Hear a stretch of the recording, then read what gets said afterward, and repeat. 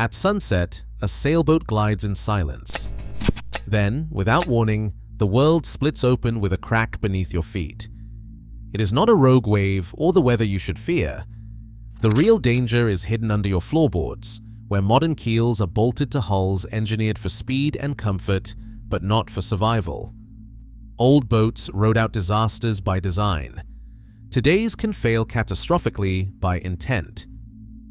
Why would anyone build a boat this way? The answer begins decades ago, and what you discover next may change how you see every modern yacht afloat.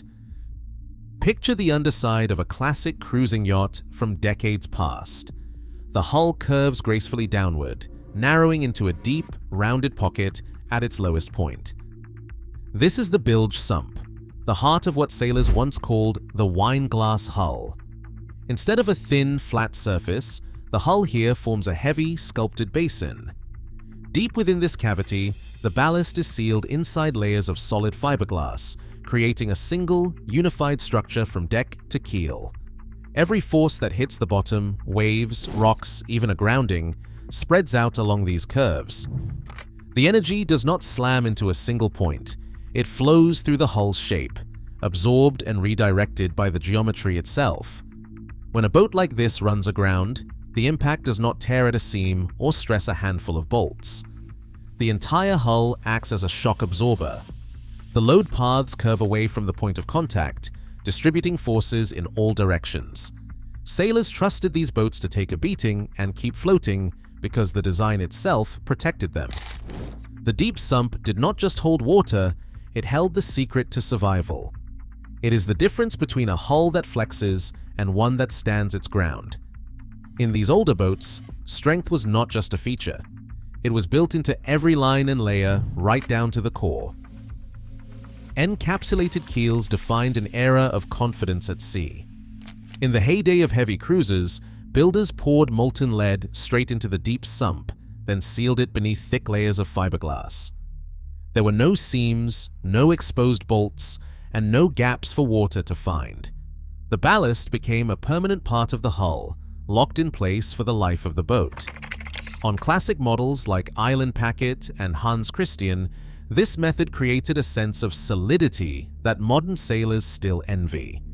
When these boats met trouble, a grounding on a rocky shoal or a pounding surf on a lee shore, the hull and keel moved as one. The entire structure flexed together, absorbing punishment that would cripple a more fragile design. Surveyors from the era noted that failures were rare, and when they did happen, it was usually due to decades of neglect rather than a single unlucky moment. The lead inside the hull never rusted, never shifted, and never threatened to break free. Old brochures proudly displayed cutaway drawings showing the thick, continuous skin of fiberglass wrapped around a core of dense metal. Owners took comfort in the fact that their keel was not just attached but truly part of the boat. Even after a hard grounding, most of these vessels could be patched up and sent back to sea. Before the 1990s, stories of keels falling off were almost unheard of. The unity of hull and ballast was more than just a design choice. It was a promise that the boat would hold together when it mattered most. By the early 1990s, the priorities of boat builders had shifted. Instead of designing for brute strength and survival, the market demanded something else: space and speed. A new generation of sailors wanted bright, open interiors, places where you could stand up straight and stretch out on a full-length sofa, not crouch beside a deep bilge. The solution was simple geometry. Flatten the bottom of the hull, and suddenly the cabin floor runs wide and level from wall to wall. No more climbing over a sump or tripping on a raised engine box. Manufacturers like Beneteau, Jeannot, and Bavaria filled their brochures with photos of flat, apartment-like salons and boasted about modular layouts that could be swapped at the factory. The same change that brought more living space also unlocked new performance. With less hull dragging through the water, these boats sliced along at higher speeds, especially in light winds.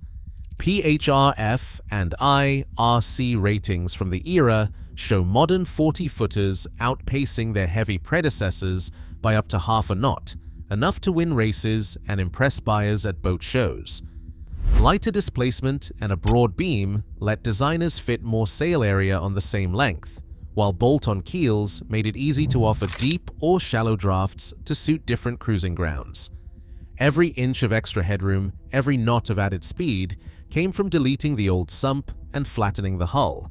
For builders, it was a winning formula.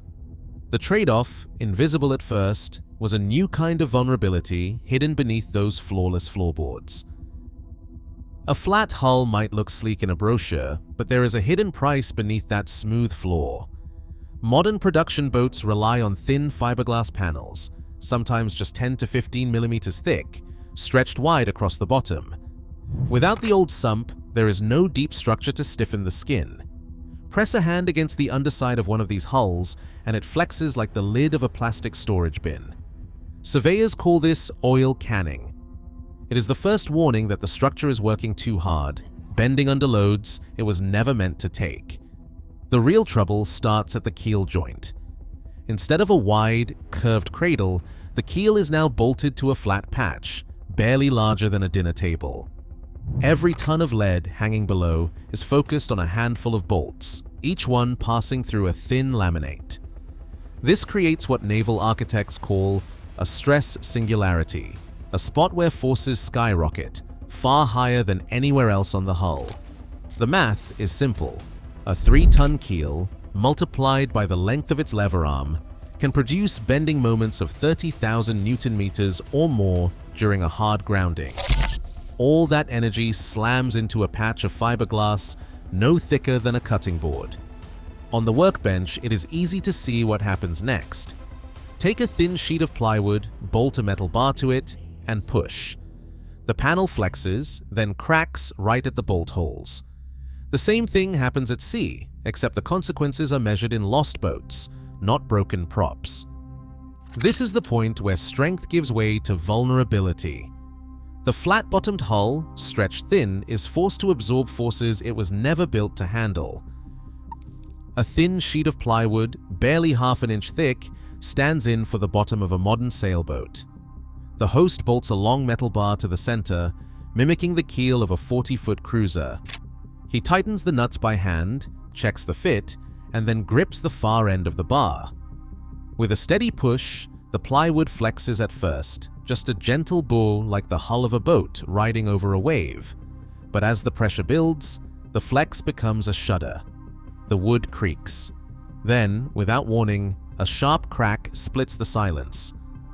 The plywood snaps right at the bolt line, splintering outward from the holes.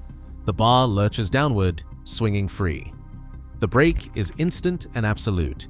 This is the physics behind every grounding. The keel acts as a lever, 7 feet long, with 3 tons of lead at the tip, multiplying every force that hits it. All that energy funnels into a patch of fiberglass no thicker than a cutting board. The bolts themselves do not shear. Instead, the panel around them tears open, starting at the sharp edges of the holes. Engineers call this a stress singularity, a spot where the numbers on paper become meaningless and the material gives way without warning. The host runs a finger along the splintered edge. The crack radiates from the first bolt, then leaps to the next. This is how a smile begins on a real hull, a crescent-shaped fracture at the keel joint, spreading wider with every flex, every wave, every unreported bump on a sandbar. High-speed replay slows the moment of failure to a fraction of a second. The plywood bows, the fibers stretch, and then everything lets go at once. There is no warning, no gradual sag, just a sudden, sickening snap. What holds a boat together at sea can come apart in an instant, all because the forces have nowhere else to go. The flaw is not in the metal or the bolts. It is in the flat, unsupported panel itself, a weakness built into the very shape of the hull. A thick block of solid wood sits on the bench, dense, heavy, nearly impossible to flex by hand. The host bolts the same metal bar to this block, tightening each nut until everything feels fused together. Now, when force is applied to the far end of the bar, the result is entirely different. The block does not bend, it barely moves. The energy from the push travels into the mass of the wood, spreading out across its entire surface. There is no sharp flex, no sudden crack, just a dull resistance that absorbs every ounce of pressure. The bar strains, but the block stands its ground. This is how the old Sump worked on classic boats. It was not just a patch of hull, but a structural anchor, thick enough to take the worst the sea could throw at it. The difference is more than just material thickness. In the block, the load from the lever arm is distributed over a wide area, not concentrated at a single seam or a handful of bolt holes. The wood's depth and density mimic the deep bilge sump of a wine glass hull, where forces travel away from the point of impact, dispersing through curves and layers. Even when the host leans in with his full weight, the block shrugs it off. There is no splintering, no sign of failure. The bolts remain tight, the bar stays upright. This simple demonstration lays bare the reason older hulls survived groundings that would cripple a modern design. The strength is not just in the materials, it is in how the structure handles force. Where a flat sheet fails in an instant, the block resists time after time. It is a kind of resilience you can feel in your hands. The tagline is written in the wood grain. Real strength comes from depth, not just surface area. For decades, sailors trusted this kind of construction, and it paid them back with years of safe passage. When the hull and keel act as one, the lever arm loses its bite. The proof is right on the workbench. Durability built not just for comfort, but for survival. In May 2014, a Beneteau First 40.7 named Cheeki Rafiki vanished in the North Atlantic. The hull was found days later, floating upside down, its keel torn clean off. The official investigation by the United Kingdom. Marine Accident Investigation Branch uncovered a familiar pattern. The bond between the hull and the internal stiffening matrix had failed, allowing the keel to work loose. Corrosion stained the bolt holes, and the fiberglass around the joint showed signs of crushing and delamination. 4 experienced sailors were lost. The report pointed not to a single catastrophic event, but to a gradual weakening, likely set in motion by a previous grounding that went unreported or underestimated. The evidence was clear. The stress at the keel joint had overwhelmed the thin laminate, just as physics predicted. 7 years earlier, in the Adriatic Sea, a Bavaria Match 42 suffered a similar fate. After a minor grounding, the crew checked for visible damage, found none, and continued on. Hours later, the keel separated from the hull and sank to the seabed, leaving the yacht adrift. Salvage divers later found the keel lying intact on the ocean floor, the bolt holes ripped open, the joint sheared away from the flat fiberglass bottom. The incident echoed through racing fleets and boatyards, raising questions about the safety of bolt-on keels and the reliability of post-grounding inspections. These are not isolated stories. Across continents, surveyors and accident investigators have documented a growing list of boats showing the same signature, a crescent-shaped crack known in the trade as the smile, arching along the keel joint. Some boats survive with only a leak and a scar. Others, like Cheeki Rafiki, pay the ultimate price. Official reports from the Marine Accident Investigation Branch and other agencies cite dozens of similar failures since the 1980s, with clusters in the Atlantic, the Adriatic, and beyond. The pattern is unmistakable, a design that concentrates force at a single seam, leaving little margin for error. The evidence piles up, photo by photo, case by case, each one a reminder that workbench physics are not just theory. They play out on real boats with real consequences. Red dots begin to cluster on a map: the North Atlantic, the Adriatic, the Gulf of Mexico, the coast of Australia. Each one marks a boat that lost its keel, sometimes with no warning at all. Since 1984, at least 70 documented cases have surfaced, including racing yachts, family cruisers, and charter boats spanning every major ocean and a dozen different brands. The pattern is not hidden in the margins. It is visible in the accident reports, in the salvage photos, in the growing archive of upturned hulls and missing keels. Marine investigators have traced these failures to a common thread: the flat-bottom bolt-on design. The same flaw appears whether the boat is a Beneteau in the Atlantic or a Bavaria in the Adriatic. The forensic details repeat themselves: crushed laminate around the bolts, crescent cracks arching along the keel joint, corrosion blooming through the fiberglass. It does not matter if the grounding was a hard slam or a gentle nudge. Even a minor touch can trigger the slow breakdown that leads to disaster months or years later. Insurers have taken notice. After the Cheeki Rafiki tragedy in 2014, underwriters began tightening their requirements for production boats with bolt-on keels. Some policies now demand a full haul-out survey after any reported grounding, no matter how light. Others require owners to torque-check their keel bolts every few years and document the results. Surveyors report that finding a rusty bolt head or a faint smile crack at the keel joint is enough to stall a sale or spike a premium. The logic is simple. If the design cannot guarantee survival after a grounding, the risk shifts to the owner and to the insurer's bottom line. This is not a local problem or a one-off manufacturing defect. It is a global design issue woven into the blueprints of thousands of boats built over the last 40 years. The evidence is scattered across continents, but the story it tells is the same. When the hull and keel are divided by a flat seam and a handful of bolts, the margin for error shrinks to almost nothing.